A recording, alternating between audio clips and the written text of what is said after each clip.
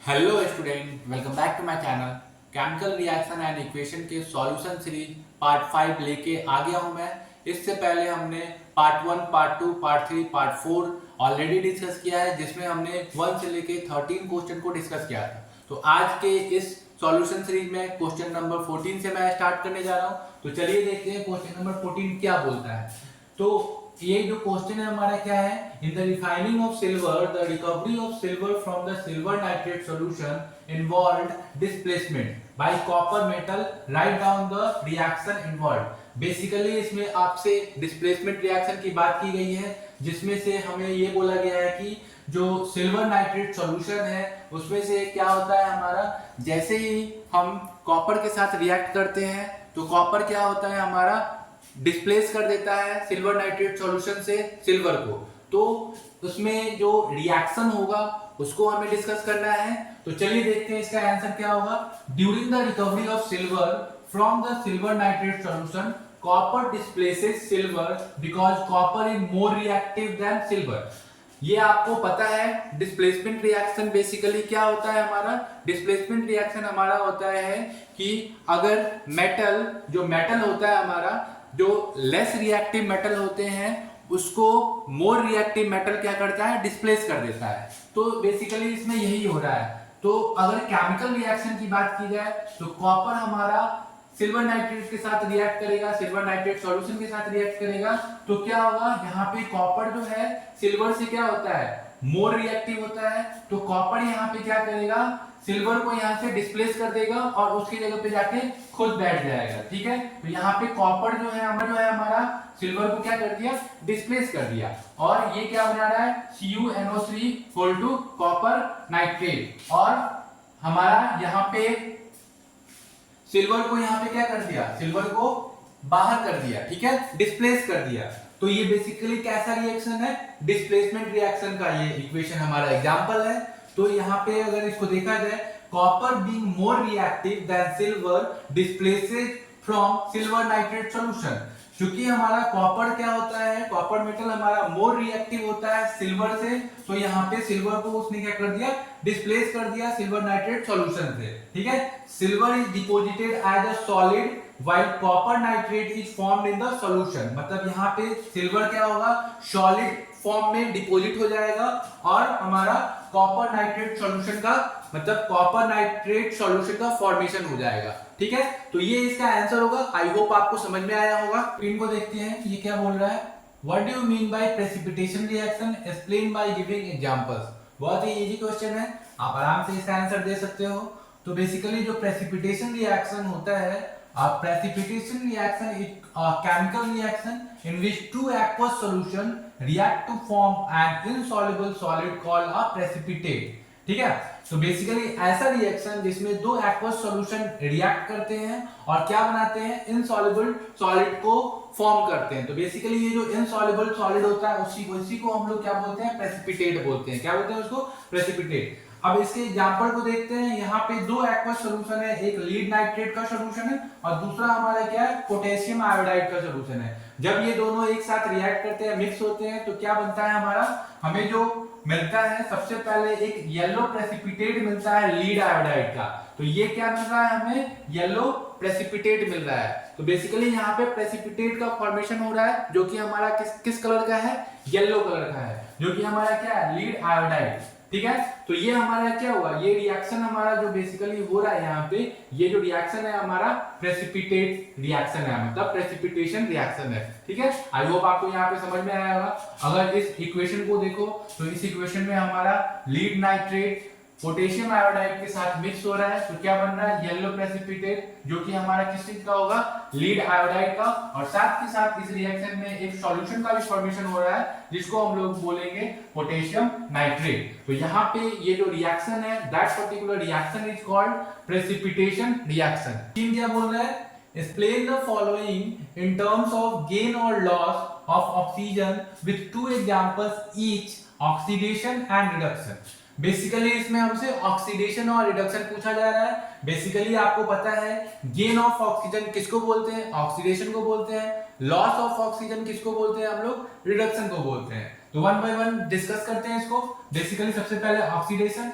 So oxidation is the gain यानी कि addition of oxygen by a substance is called oxidation. Example देखते हैं इसका। सबसे पहले आप देखो यहाँ पे जो मैग्नीशियम है, मैग्नीशियम किसके साथ रिएक्ट हो रहा है? ऑक्सीजन के साथ रिएक्ट हो रहा है। तो यहाँ पे जो मैग्नीशियम है उसको क्या मिल रहा है? ऑक्सीजन मिल रहा है, यानी कि क्या हो रहा है? गेन ऑफ ऑक्सीजन, यानी कि ऑक्सीजन का एडिशन हो रहा है। तो ये कैसा हमारा एग्जांपल है? ऑक्सीडेशन का। नंबर देखो यहाँ पे कॉपर प्लस ऑक्सीजन, तो कॉपर जो है ऑक्सीजन के साथ रिएक्ट होगा तो क्या बनेगा? Copper oxide. तो यहाँ पे कॉपर के साथ क्या हो रहा है? ऑक्सीजन का एडिशन हो रहा है, यानी कि यहाँ पे क्या हो रहा है? कॉपर का ऑक्सीडेशन हो रहा है। ठीक है, तो ये हमारा दूसरा एग्जांपल था। अब देखते हैं रिडक्शन। रिडक्शन बेसिकली क्या होता है? Loss of oxygen means removal of oxygen. यहाँ पे ऑक्सीजन का लॉस होता है। ऐसे मेटल जो ऑक्सीजन को लूज करे वहां पे हमारा क्या होता है? रिडक्शन होता है। तो बेसिकली यहाँ पे आप एग्जांपल देखो, ये है हमारा कॉपर ऑक्साइड। जैसे ही कॉपर ऑक्साइड हाइड्रोजन के साथ रिएक्ट करेगा तो हमें क्या मिलेगा? कॉपर। ठीक है, एंड देन हमारा H2O वाटर। ठीक है, तो यहाँ पे आप देखो कॉपर ऑक्साइड क्या कर रहा है? कॉपर ऑक्साइड हमारा लूज कर रहा है ऑक्सीजन को। तो ये जो है क्या हो रहा है? यहाँ पे रिडक्शन हो रहा है, रिमूवल ऑफ ऑक्सीजन हो रहा है।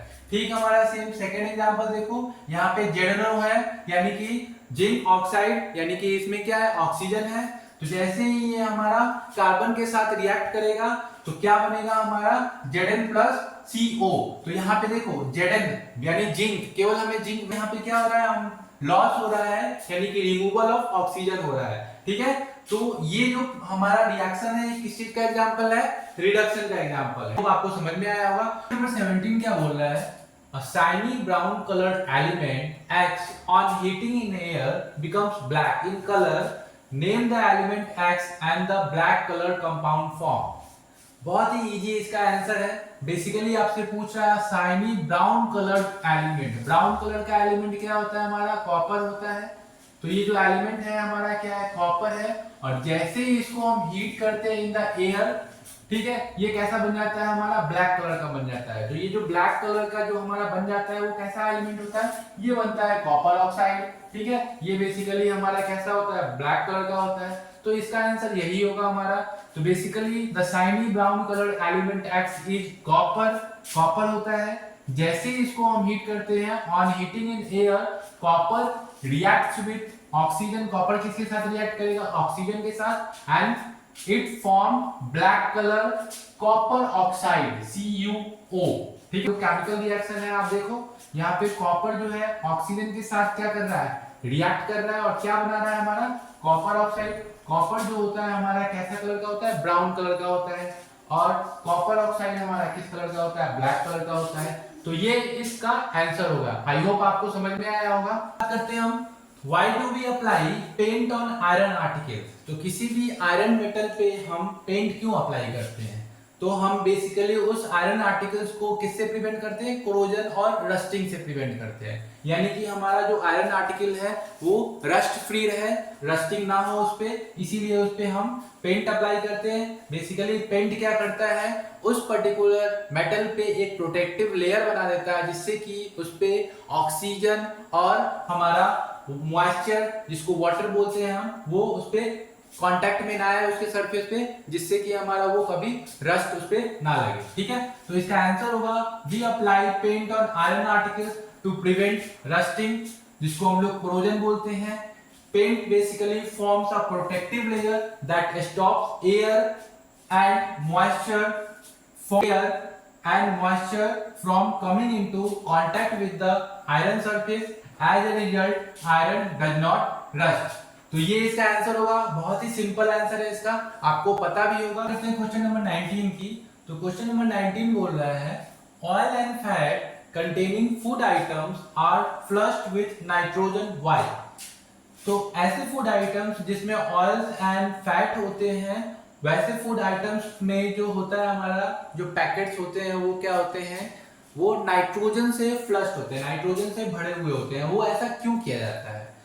तो बेसिकली नाइट्रोजन होता है हमारा नाइट्रोजन इसलिए होता है क्योंकि नाइट्रोजन हमारा क्या करता है, फूड आइटम को प्रिवेंट करता है ऑक्सीडेशन से। ऑक्सीडेशन मतलब ऑक्सीजन का कांटेक्ट उस पे नहीं होता है, बेसिकली उसको हम लोग बोलते हैं रैंसिडिटी। तो रैंसिडिटी से उसको बचाता है वैसे फूड आइटम को, तो इसलिए हम वहां पे नाइट्रोजन का यूज करते हैं। ठीक है, नाइट्रोजन गैस का यूज करते हैं। तो बेसिकली इसके आंसर को अगर देखा जाए तो क्या लिखा हुआ है, oil and fat containing food items are flushed with nitrogen to prevent oxidation, जिसको हम लोग रैंसिडिटी बोलते हैं।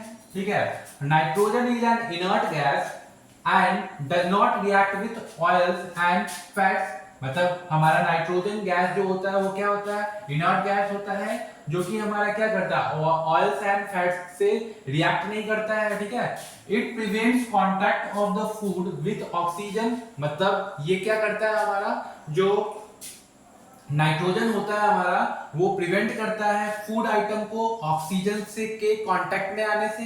ठीक है, thereby increasing the self life of the food. इसलिए जो हमारा जो सेल्फ लाइफ होता है फूड का वो क्या होता है, बढ़ता है।